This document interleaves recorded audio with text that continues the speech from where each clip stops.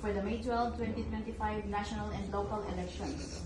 We, the Municipal Board of Canvassers of Dawin Negros Oriental, do hereby certify under oath that we have duly canvassed the votes cast in 33 clustered precincts for the candidates therein for Vice Mayor in the elections held on May 12, 2025.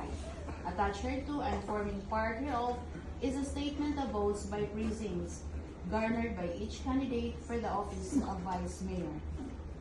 Then after such canvass, it appears that Troita Alvin garnered 10,004 votes for the office of Vice Mayor, the same being the highest number of votes legally cast for said office.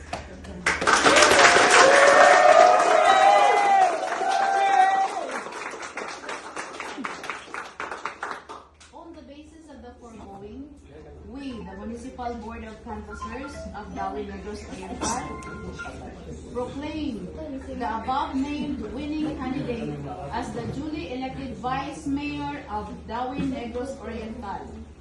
In witness whereof, we affix our signatures and imprint our thumb marks in Dawin Province of Negros Oriental on this May 13, 2025.